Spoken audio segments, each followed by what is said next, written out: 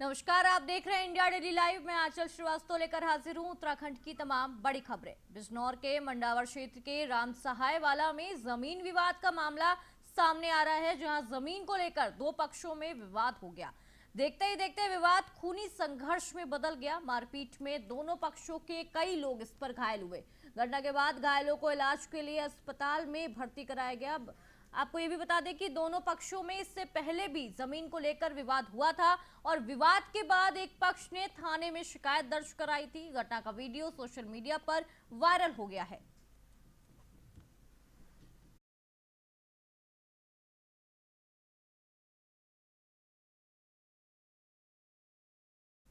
बदायूं से अगली खबर सामने आ रही है। बदायूं के ग्राम शहजाद नगर से रजलामई संपर्क मार्ग पर पुल निर्माण को स्वीकृति मिल गई है और इस सेतु निर्माण पुल के लिए शासन ने 14 करोड़ 38 लाख 34 हजार रुपए की धनराशि स्वीकृत की है।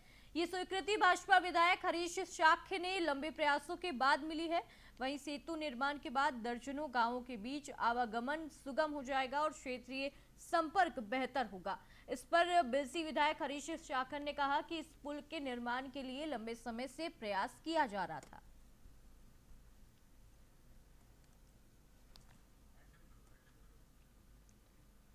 सोत नदी पर अब पुल बनेगा। बदायूं से ये एक अच्छी खबर सामने आ रही है। इस पर बिलसी विधायक हरीश शाक्य ने कहा कि इस पुल के निर्माण के लिए लंबे समय से प्रयास किया जा रहा था और आखिरकार ये प्रयास सफलतापूर्वक संपन्न हो गया है और ये पुल का निर्माण बहुत ही जल्द कराया जाएगा।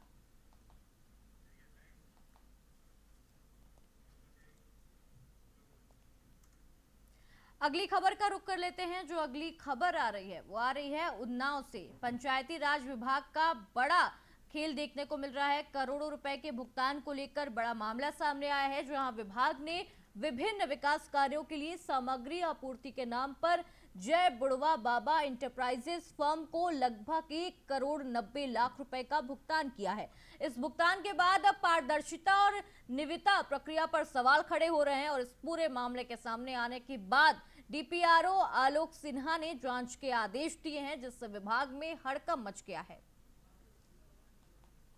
पंचायती राज विभाग का ये बड़ा खेल उजागर हुआ है। विपिन शर्मा संवाददाता उन्नाव से जुड़ चुके हैं। विपिन, पंचायती राज का ये बड़ा खेल उजागर हुआ है, क्या कुछ इस पर पूरी जानकारी है?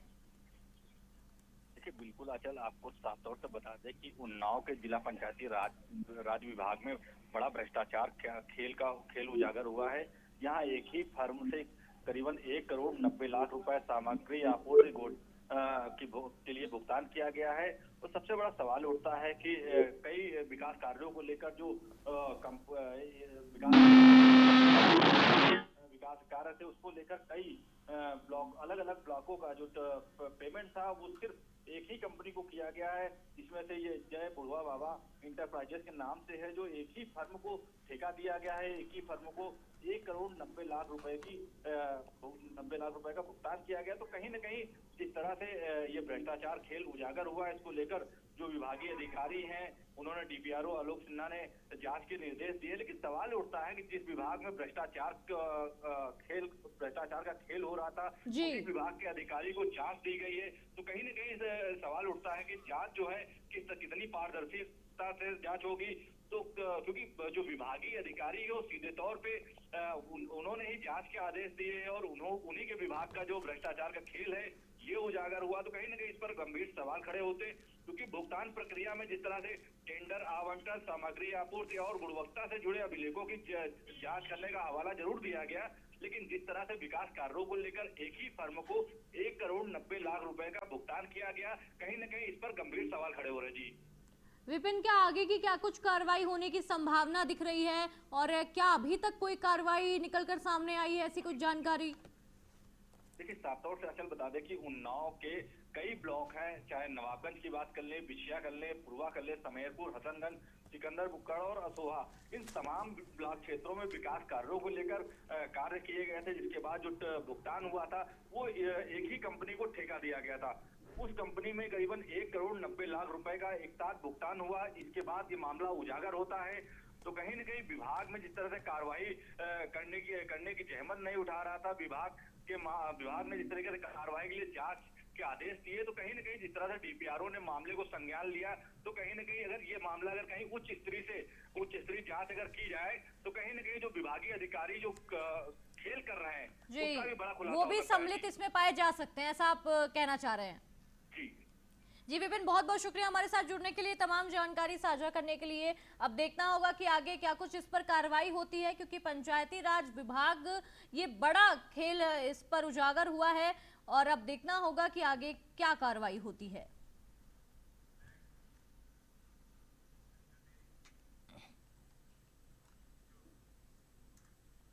निषाद पार्टी ने महाराजा गुन्हा राज निषाद की जयंती पर गोरखपुर में 2027 के चुनाव के पहले शक्ति प्रदर्शन किया है और निषाद पार्टी का स्थापना दिवस मनाया गया है। महाराजा गुन्हाराज निषाद की जयंती के अवसर पर पार्टी ने गोरक्ष प्रांत का प्रत्यक्ष अधिवेशन और विशाल रैली का आयोजन किया है, जिसमें मछुआ समाज के अनुसूचित जाति आरक्षण की मांग को लेकर विशाल बाइक रैली निकाली गई। इस कार्यक्रम के दौरान डॉक्टर संजय निषाद ने कहा कि निषादों की अनुसूचित जाति में गिनती होनी चाहिए। निषाद ये रैला है इनका है। पहले लोग लैला पी के दूसरे के रैली में जाते थे, अब ये कुली अपनी पार्टी बना लिया है। देख लो, ये निषाद लोग हैं अपने, जिनके पुरखे जब निकले थे, अंग्रेज मुगल भागे थे, देश आजाद हुआ था, संविधान में लिखवाया था। अब ये संविधान में जिस तरीके से आए हैं कि भाई हम अब इस लायक जरूर हो जाएं कि जो हारे वो जाने कि हम हरा रहे हैं, जो जीते वो जाने हम इन्होंने जिताया है। वो अपने पुरखों के संघर्षों का, फांसी पर चढ़ने का जो बलिदान है, उसका परिणाम आरक्षण है। रिजर्वेशन इनका हक पहला बनता है। इन्होंने अंग्रेजों मुगलों को मौत के घाट उतारा है। क्रिमिनल कास्ट से उजड़े लोग हैं, भूमिहीन लोग हैं, ये उनके लोग बेरोजगार लोग हैं। तो आज ये नौजवान आए हैं कि जिधर जवानी चलती उधर जमाना चलता है। तो ये पूर्वांचल से शुरू हुई है, 4 रैलियां हैं आज के गोरखपुर में, कल इलाहाबाद श्रृंगेरपुर धाम में है, फिर उसके बाद प्रयागराज बनारस है। फिर चैत्र नवरात्रि का आज 5वां दिन है और इस दिन मां स्कंद माता की पूजा अर्चना की जाती है। बिजनौर के नहटौर के चामुंडा देवी मंदिर में सुबह से ही पूजा अर्चना करने के लिए श्रद्धालुओं की लंबी भीड़ देखने को मिल रही है। वहीं श्रद्धालुओं की भीड़ के कारण पुलिस प्रशासन ने मंदिरों में सुरक्षा के पुख्ता इंतजाम किए हैं। श्रद्धालु ने बताया कि चैत्र नवरात्रि के 5वें दिन स्कंद माता की पूजा करने से भक्तों को ज्ञान, मोक्ष और सुख समृद्धि की प्राप्ति होती है।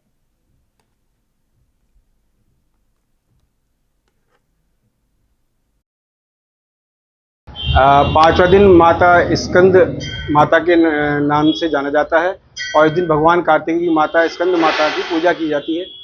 और चैत्र के नवरात्र जो हैं वो हिंदू धर्म में सनातन हिंदू नववर्ष की आगमन पर इनका शुभारंभ होता है और माता रानी की कृपा सब पे बनी रहे। कैसी भीड़ है मंदिरों में? मंदिरों में सुबह शाम तो बहुत अच्छी भीड़ है। पुलिस प्रशासन की कैसी व्यवस्था है? पुलिस प्रशासन जिस समय भीड़ रहती है उस समय मुस्तैद रहता है। महिलाएं और सब कुछ बढ़िया चल रहा है, सुरक्षा व्यवस्था से कोई दिक्कत नहीं। आप भी मंदिर आए? मैं रोज मंदिर आता हूँ। यहाँ हर साल चैत्र नवरात्र में काफ़ी संख्या में भीड़ रहती है। आज 5वां नवरात्र है, आज स्कंद माता का नवरात्र है। आप जिस मंदिर में है, ये मंदिर कहाँ पर है? सर, इस मंदिर की क्या क्या मान्यता है? इस मंदिर की मान्यता ये है, यहाँ जो भी कुछ मांगते हैं उनको फल प्राप्त होता है।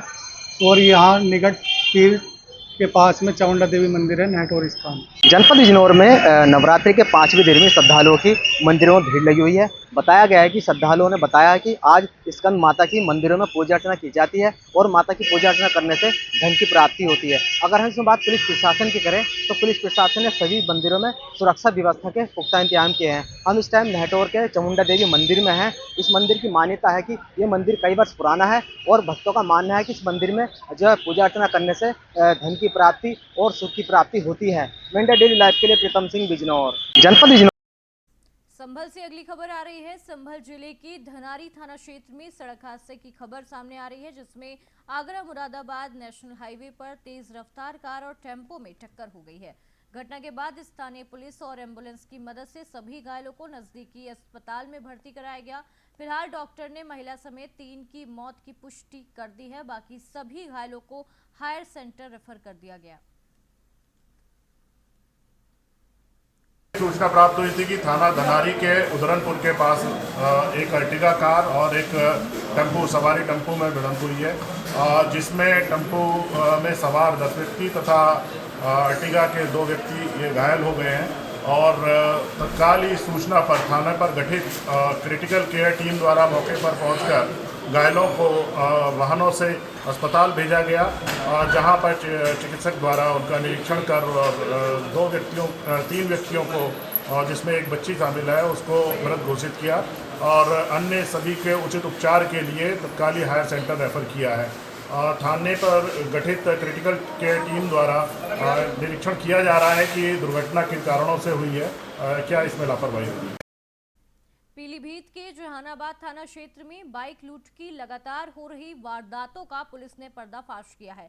पुलिस ने इलाकों में बाइक लूट की वारदात को अंजाम देने वाले 4 आरोपियों को गिरफ्तार किया। इनमें से 3 लुटेरे और लूटी गई बाइकों के पुर्जे खरीदने वाला एक कबाड़ी शामिल है। गिरफ्तार कबाड़ी कस्बे के एक पूर्व चेयरमैन का रिश्तेदार बताया जा रहा है। पुलिस के मुताबिक इन आरोपियों ने फरवरी में 2 दिन में बाइक लूट की 2 वारदातों को अंजाम दिया था। पुलिस को आरोपी के पास से लूटी गई दोनों बाइक, असलाहा, कुटरचित नंबर प्लेट और एक कार भी बरामद की गई है।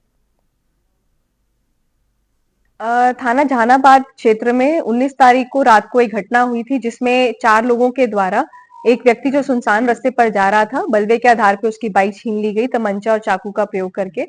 और 2 दिन के बाद ही इसी प्रकार की घटना हुई जो निर्माणाधीन हाईवे है जहानाबाद में, वहां पर भी 3 लोगों के द्वारा एक व्यक्ति जो रात को 11:30 बजे वहां से पास कर रहा था, रात के अंधेरे में उससे बाइक छीन ली गई।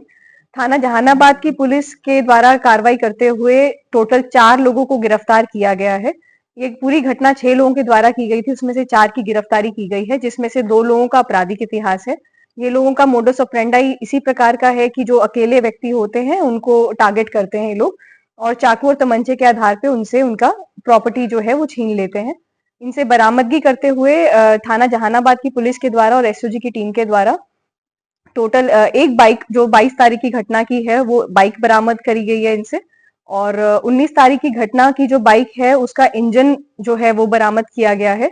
एक स्विफ्ट डिजायर गाड़ी बरामद करी है जो ये घटना करने में प्रयोग करते हैं। फर्जी नंबर प्लेट इनके पास से बरामद हुई है। 2 तमंचे और एक चाकू बरामद हुआ। उत्तर प्रदेश के उन्नाव में आगरा लखनऊ एक्सप्रेसवे पर सोमवार सुबह भीषण सड़क हादसा हुआ। दिल्ली से लखनऊ आ रही स्लीपर बस डिवाइडर से टकरा गई और पलट गई। हादसे में एक महिला की मौत हो गई। 22 से ज्यादा लोग इस पर घायल बताए जा रहे हैं। हादसे के वक्त बस में करीब 52 यात्री सवार थे। घटना के बाद पुलिस मौके पर पहुंची और सभी घायलों को इलाज के लिए जिला अस्पताल भेजा गया है।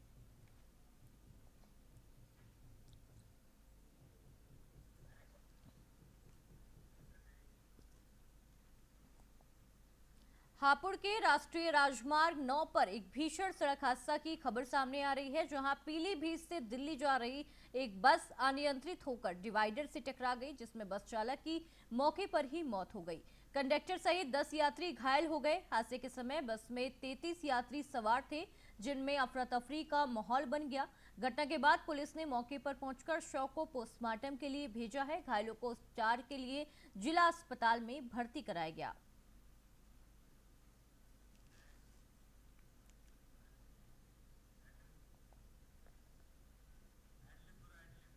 हापुड़ से ये खबर आ रही है, NH 9 पर सड़क हादसा हुआ है, भीषण सड़क हादसा हुआ है, जिसमें जो चालक था, बस का चालक था, उसकी मौत की पुष्टि हो गई है। बड़ी संख्या में बस में लोग सवार थे, 33 लोग सवार थे, जिसमें कई लोग घायल होने की भी खबर सामने आ रही है। घटना के बाद पुलिस ने मौके पर पहुंचकर शव को पोस्टमार्टम के लिए भेजा है। जितने भी घायल थे उनको उपचार के लिए जिला अस्पताल में भर्ती कराया गया है। बता दें आपको कि पुलिस के मुताबिक बस तेज रफ्तार में चल रही थी, जिसके कारण वाहन अनियंत्रित हो गया और ये बड़ी दुर्घटना हो गई।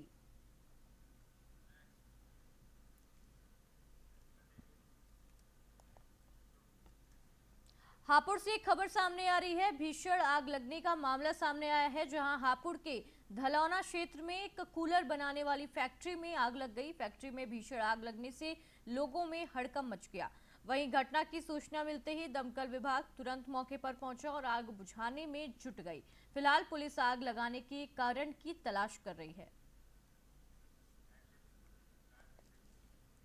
हापुड़ से ये खबर आ रही है। हापुड़ की फैक्ट्री में आग लगने से तांडव मच गया। कूलर बनाने वाली फैक्ट्री बताई जा रही है, जिसमें बड़ी संख्या में लोग मौजूद थे। फैक्ट्री की हापुड़ की फैक्ट्री में आग लगने का तांडव ये देखने को मिल रहा है। हम आपकी टीवी स्क्रीन पर लगातार ये वीडियो दिखा रहे हैं किस तरीके से भीषण आग लग गई है। आग लगने के कारणों का अभी तक पता नहीं चल पाया है। पुलिस की तरफ से लगातार कारणों का पता लगाया जा रहा है। वहीं घटना की सूचना मिलते ही दमकल विभाग तुरंत मौके पर पहुंचा और आग बुझाने में जुट गया है।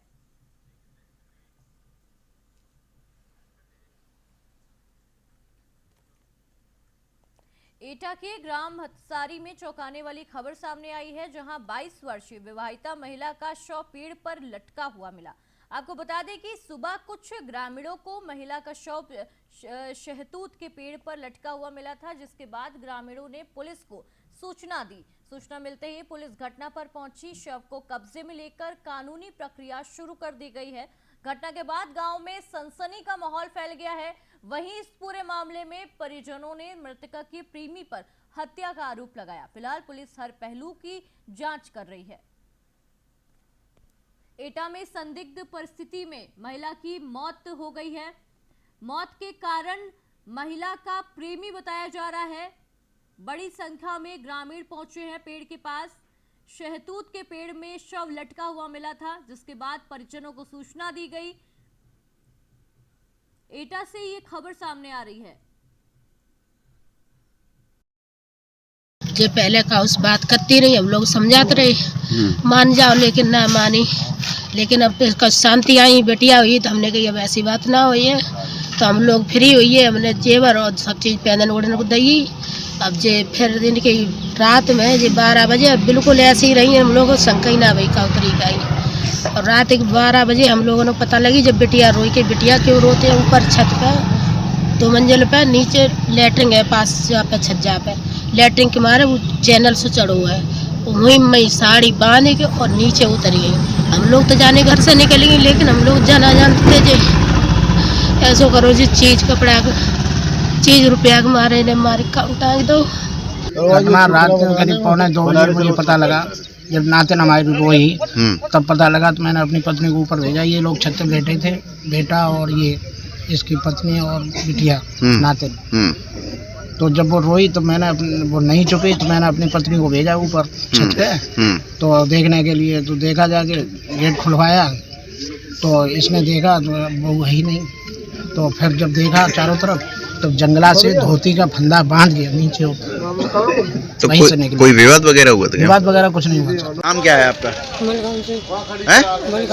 मलखान सिंह जी। ये जो महिला है ये कौन है आपकी मृतक में? बेटी है। बेटी क्या नाम था इनका? चांदनी। क्या घटना हुई है? साहब इससे पहले तो कोई मालूम विवाद नहीं है, ना कोई मालूम उनकी मालूम आपस में कोई विवाद हुआ है।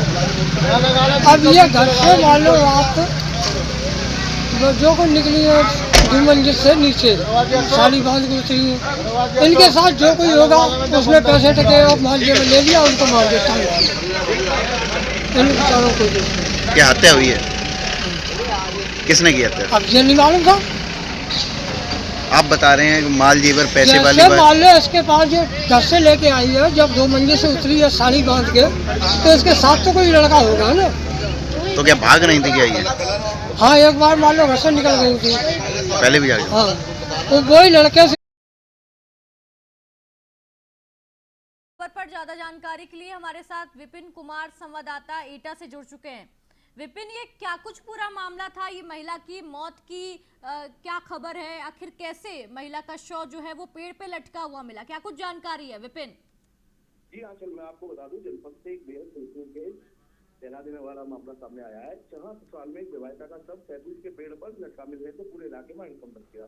घटना अलीगंज थाना क्षेत्र के हंसारी गांव के पास में बताई जा रही है, बताया जा रहा है कि 22 वर्षीय विवाहिता चौधरी का शव दुपट्टे के सारे पेड़ पर लटका हुआ मिला। सुबह जैसे ही ग्रामीणों की नजर सब पर पड़ी, इलाके में सनसनी फैल गई और मौके पर लोगों की भारी भीड़ जुट गई। सूचना मिलते ही पुलिस तत्काल मौके पर पहुंची और घटनास्थल को कब्जे में लेकर जांच शुरू कर दी। वहीं मृतका की पहचान चांदनी पत्नी तपन साक्य के रूप में हुई है। उसकी शादी जून 2021 में जनपद मैनपुरी के थाना प्रभावी क्षेत्र के नगर गाँव से हुई थी।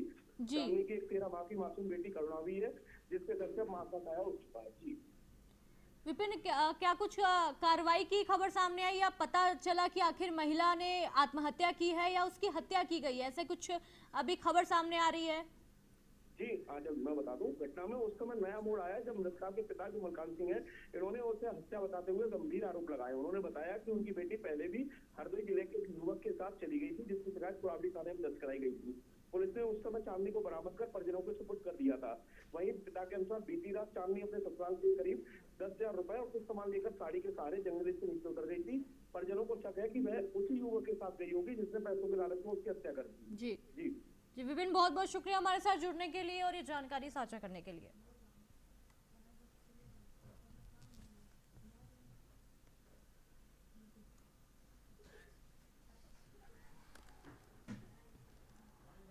मैनपुरी से अगली खबर सामने आ रही है। मैनपुरी के बरनाहल थाना क्षेत्र के बरहनल तिहुरी मार्ग पर एक दर्दनाक हादसा सामने आया है, जहां एक व्यक्ति की 11,000 वोल्ट की हाई टेंशन लाइन की चपेट में आने से मौके पर ही मौत हो गई। आपको बता दें कि बिजली के झूलते तार लंबे समय से लोगों के लिए खतरा बन गए हैं, लेकिन विद्युत विभाग ने ठोस कोई कार्रवाई नहीं की, कोई कदम नहीं उठाया। घटना की सूचना मिलते ही पुलिस ने शव को कब्जे में लेकर पोस्टमार्टम के लिए भेज दिया है। घटना के बाद स्थानीय लोगों में भारी आक्रोश भी देखने को मिल रहा है।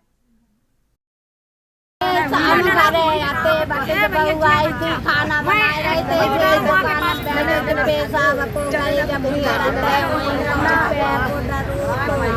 पेशाब वही पेड़ करी वहीं पे कुछ गऊ पाँव जरे गऊ बत्ती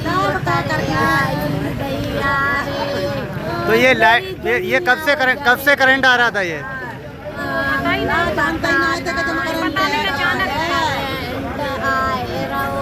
मामला ये है कि जेई बरनाल का काम नहीं करते हैं और उनसे कहोगे लाइन ऊपर करो तो कहते हमारे पास ट्रांसफर करा दो, मैं नहीं कर पाऊंगा ऊंचा, और इसीलिए लाइन नीचे ऊपर से नीचे आ गई, इसलिए यहाँ पर एक्सीडेंट हो गया। बाजार में बंदर मर गए। क्या इस पर क्या संज्ञान लिया जाएगा आपके द्वारा? क्या तो कह रहे हैं जेई के खिलाफ ही FIR करनी चाहिए। क्या आप शासन को लिखित में शिकायत करेंगे? क्या अब ये तो उनके घर वाले करेंगे क्या करना है, लेकिन हम तो क्या।